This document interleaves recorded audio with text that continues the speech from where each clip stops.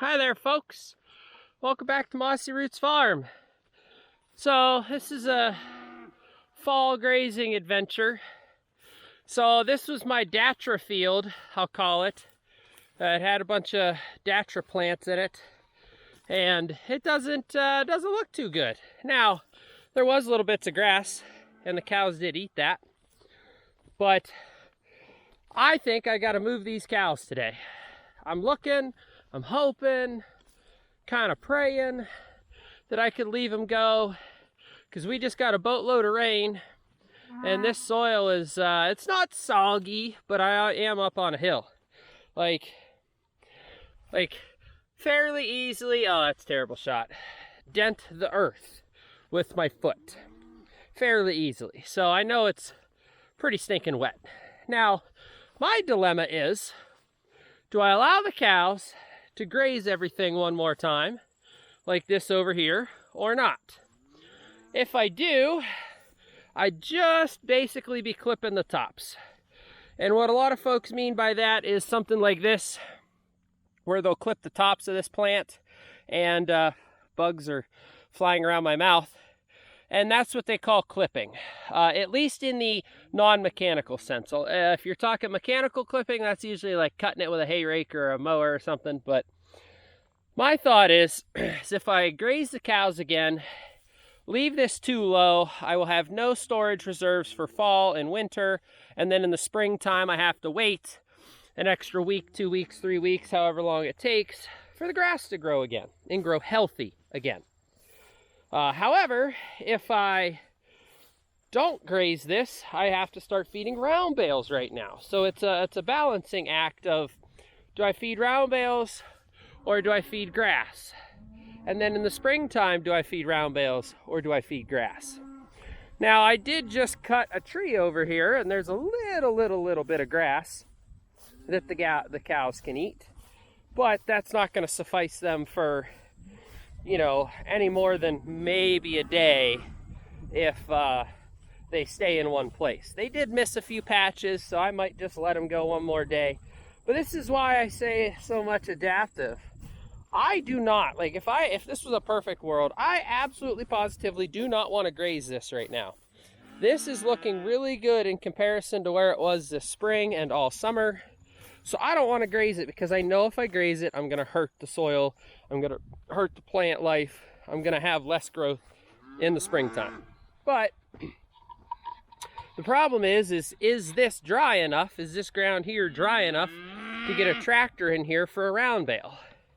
Because my barn is set up very poorly, I don't have any way of feeding a round bale through my barn. I know some folks can drive straight through their barn and feed cows that way. And I wanted to maybe set that up.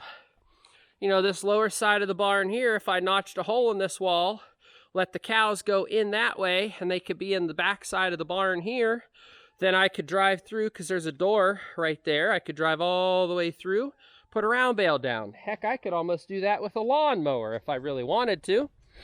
But then I'd have less storage space for things like tractors and wagons and stuff like that. So it's kind of a trade-off for me.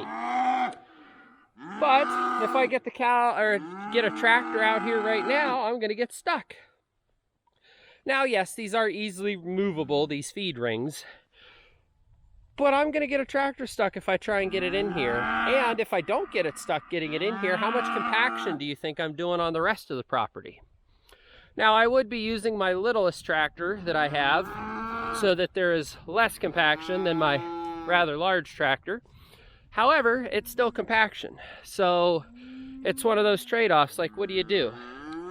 You know, my plan is to fill where Miss Lucky Cow is over here with round bales this year. But how do I do it? I'm going to compact the soil, especially right now. Now, if it dries out next week or 2 weeks, there won't be much compaction, which I guess isn't technically true. There's always going to be compaction, especially if you talk to the row crop farmers that drive in and out of field edges and such. There will be compaction, but there will be less compaction if it's basically a dust bowl comparative to if it's wet. So that's something that I need to consider when I do this. And how am I getting the round bales in here? Am I going to drive right here where the four-wheeler's at, drive right by the barn? Am I going to go all the way up top where the cornfield is and do that? Well, I know I definitely can't do that because that cornfield's going to have to stay until December when the farmer can get the crop off. So that's why I say you got to be adaptive and got to be flexible and work with Mother Nature, because when I put these 2 round bales out here over a week ago, they were not really calling for any of the weather that we got. They didn't call for a week's worth of rain, basically. So the issue that we ran into is we just, you know, I'm putting a rock here for my pipe to sit on so that it stops like piddling at the end there. I need to redo this whole thing, like I've said in other videos. But anyways, so it's just a struggle, especially for me. Like, there's still some grass here these cows could eat, so maybe I leave it go. And this is my sacrifice paddock, so it's not like it really matters, you know, so I could let them go. And this back woodlot here is kind of a sacrifice paddock as well, because I don't really get anything out of it because there's a lot of trees, and then I got brush piles that I need to take care of and all kinds of issues with stuff like that. Especially when you burn a brush pile, then grass doesn't grow for a couple weeks or a year or two at least. But, you know, just stuff like that that I have to deal with.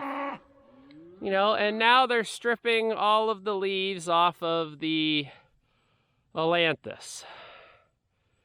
Oh boy, they're special. But anyways, guys, that's why I say, you know, you got to be adaptive with all of this stuff. You have to continuously be adapting. So, thank you guys so much for watching. See you on the next one.